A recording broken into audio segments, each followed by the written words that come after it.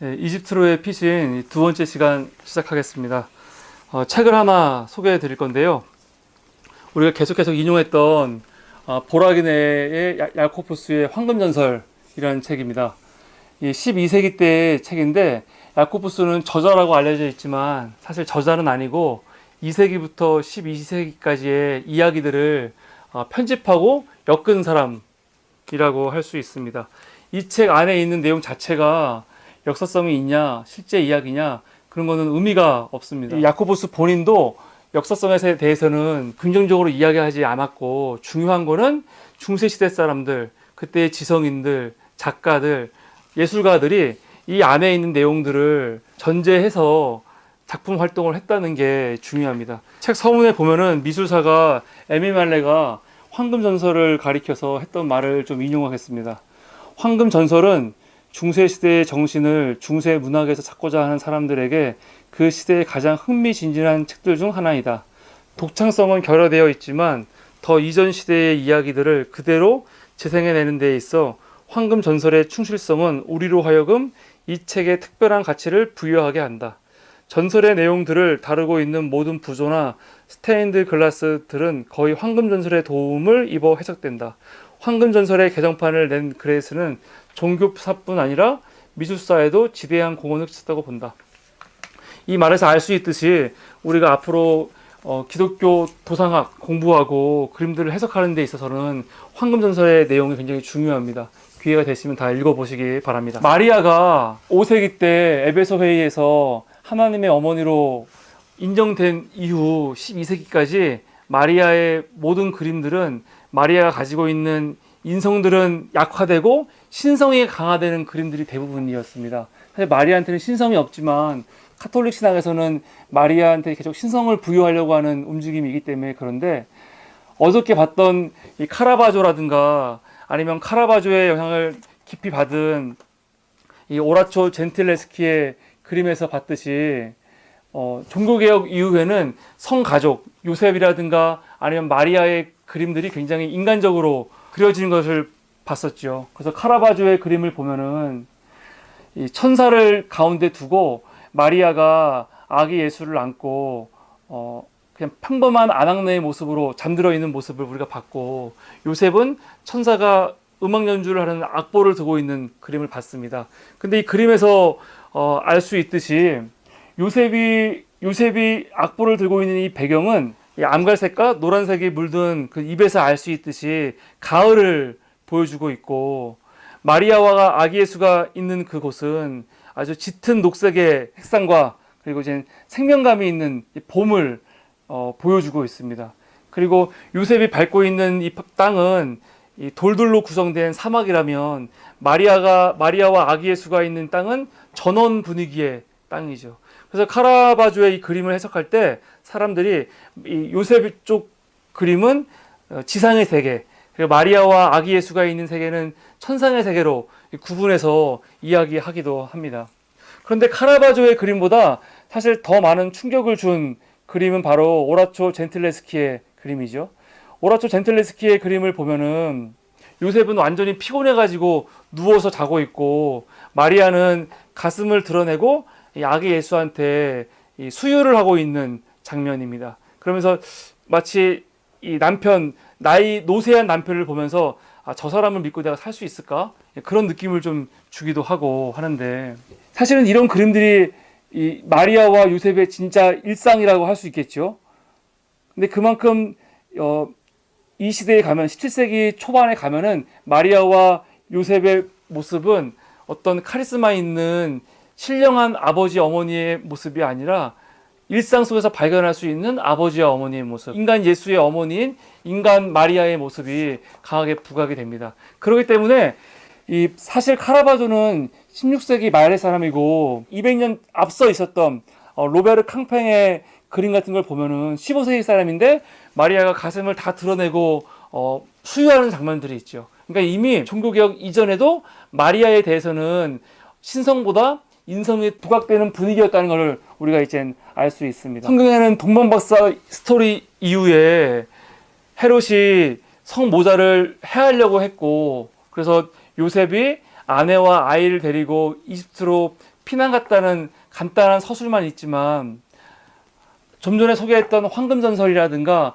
아니면 성경 외경을 보면은 이 피난 가는 과정 가운데 많은 스토리들이 있었습니다. 대부분은 마리아가 나귀를 타고 가는 정적인, 동적인 그림, 아니면 어딘가에 머물러서 쉬는 정적인 그림인데, 앞에 보이는 그 조바니 도메니크 티에폴로의 그림에서 보면은 앞서 카라바조의 그림처럼 정적으로 쉬고 있는 그림입니다. 근데 여기는 지금 종려나무, 대추 야자나무인데 이 종려나무가 보입니다. 마태복음 위경에 보면은 이 종려나무와 관련된 이 에피소드들이 있는데, 성 가족이 이집트로 피난 가는 길에 지쳐가지고 종려나무 밑에서 쉬고 있을 때 배도 고프고 이제 목도 마른 상황이죠. 그래서 대추나무 위에 있는 열매를 먹고 싶은데 너무 높으니까 딸 수 없는 상황에서 마리아의 무릎 위에 있던 아기 예수가 몸을 구부리라 라고 하니까 대추나무가 몸을 구부리고 열매를 먹게 했다.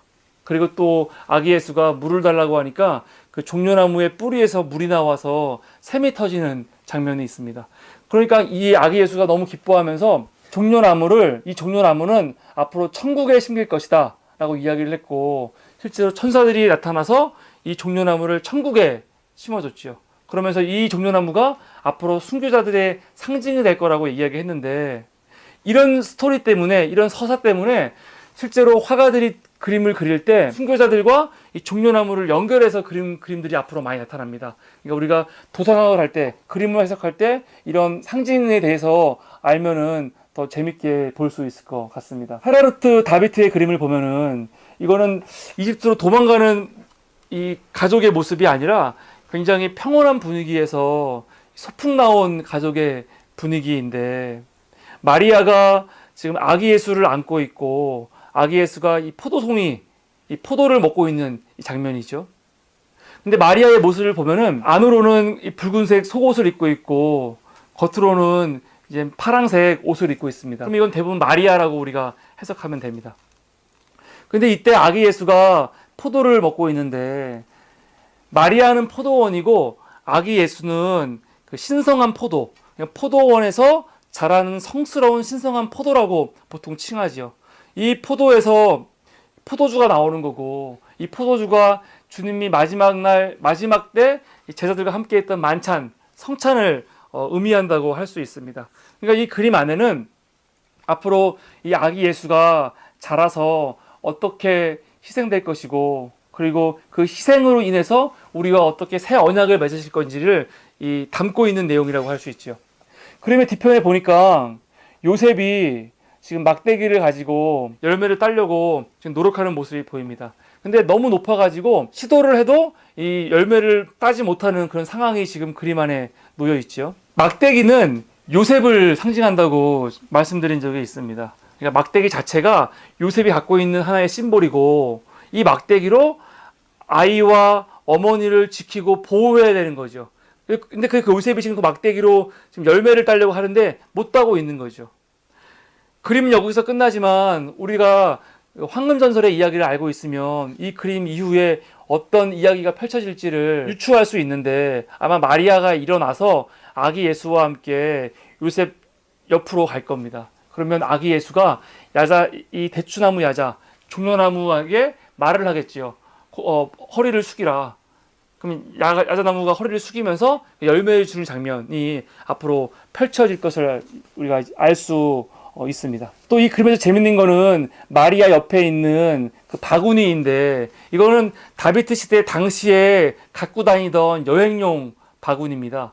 그러니까 지금 피난 가는 길인데, 이 피난 가는 길에 17세기 때, 18세기죠. 18세기 때 유행하던 그런 바구니를 들고 가는 걸로 지금 작가는 그림을 그리고 있는 거죠.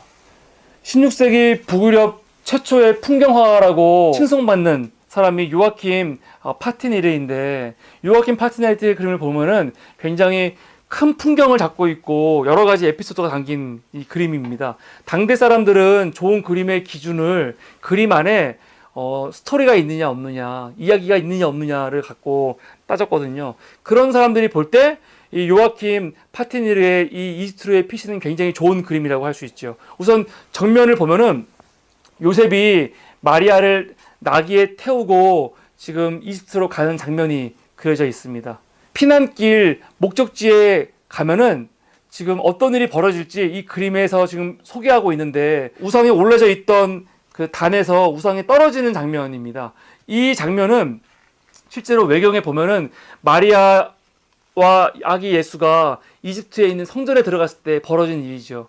그 성전에는 365개의 우상들이 있어가지고 하루에 하나씩 그 우상들을 섬겼다고 하는데, 그 두 모자가 들어서는 순간 이 365개의 우상들이 이제 무너져가지고 이제 부서졌다. 그래서 그 우상들, 하나님 아닌 우상들이 얼마나 쓸모없는지, 얼마나 무력한지를 보여주는 장면인데, 이 사건의 에피소드가 이미 그려져 있는 거고, 그 위에 가면은 아라비아 복음서에서 말하고 있는 밀바벳의 기적이라는 사건과, 그리고 헤롯이 아이들을 학살하는 장면, 헤롯의 군대가 학살하는 장면이 같이 있습니다.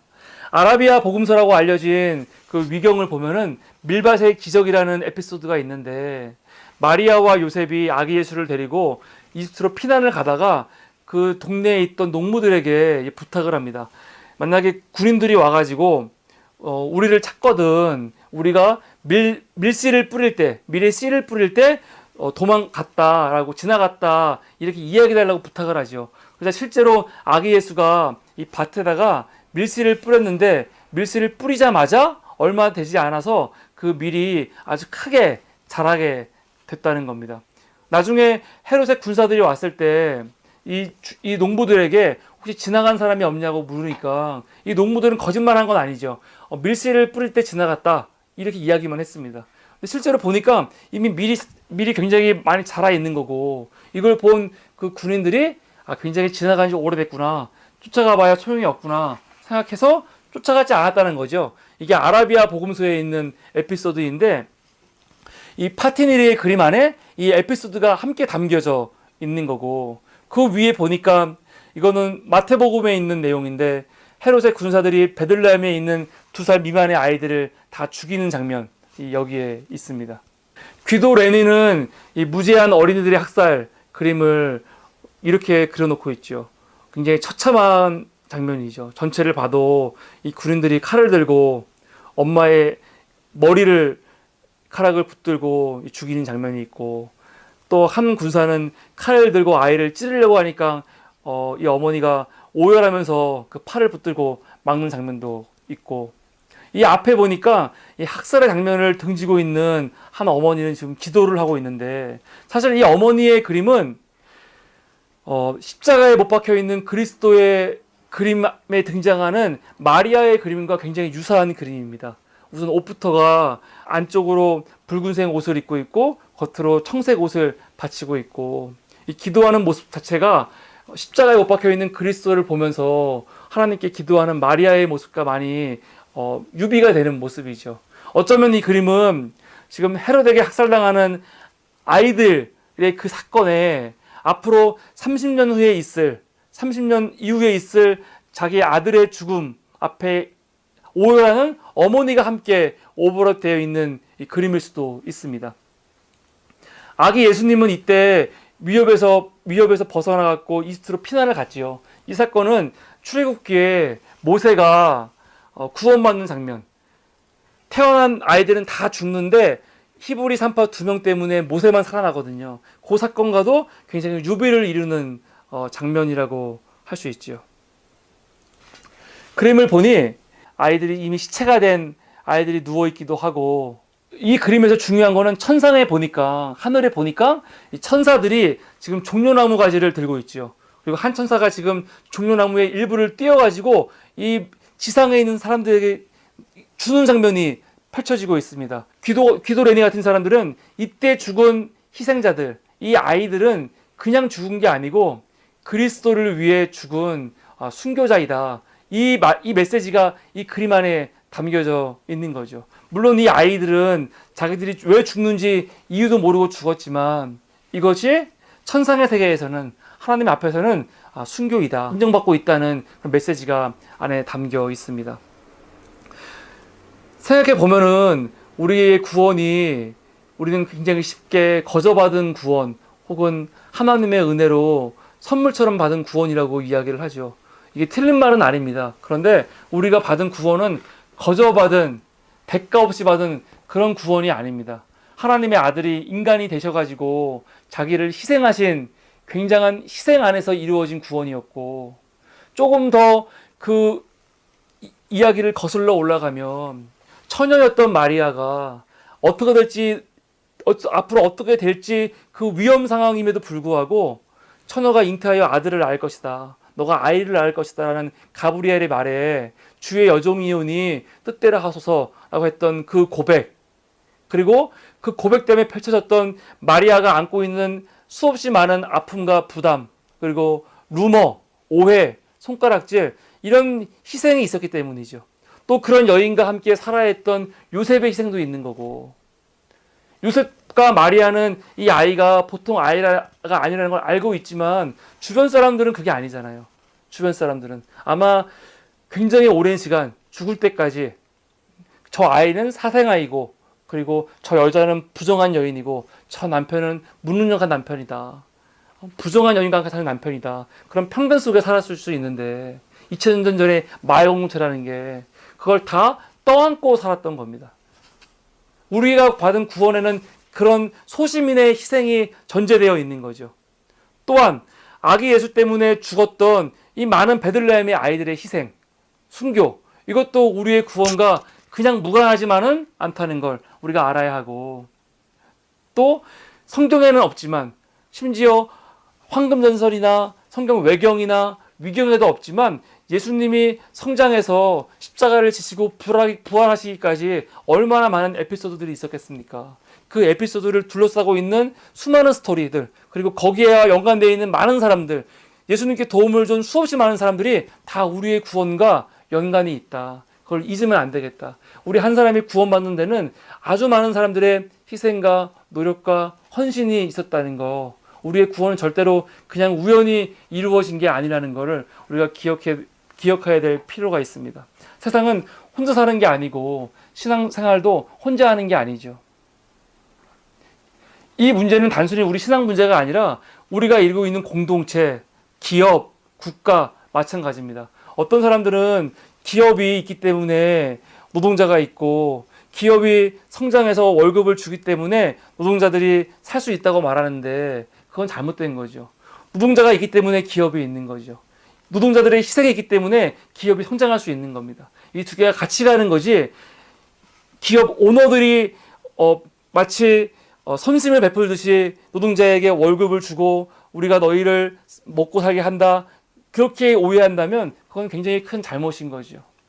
기업이 성장하는데, 우리가 신앙에 있어서도 내가 구원받는데 나 혼자만의 노력이 아니라 내가 알지 못하는 수없이 많은 사람들의 노력과 희생 토대 위에서 내가 구원받은 것처럼, 우리 국가라든가 우리 공동체, 우리 가정, 일하고 있는 이 회사와 기업도 많은 사람들의 희생 위에 지금 있다는 거, 이런 의식이 우리 안에 있어야겠습니다. 성가족이 이렇게 안전하게 이집트에 갔다가 다시 와서 예수님이 30년 동안 나사렛에서 평범하게 소시민으로 살 수 있었고, 그리고 우리를 위해 희생할 수 있었다는 거, 여기는 개인만의 노력으로 된 것이 아니라 많은 사람들의 희생이 있었다는 거 우리가 기억했으면 좋겠고, 특별히 그렇기 때문에 요셉을 우리가 좀 기억을 해야 되는데, 요셉은 항상 성가족의 그림에서 비껴져 있거나 아니면 노인으로 그려져 있어가지고 무능력하거나, 아니면 마리아와 아기 예수는 후광이 있지만 요셉만 후광이 없어가지고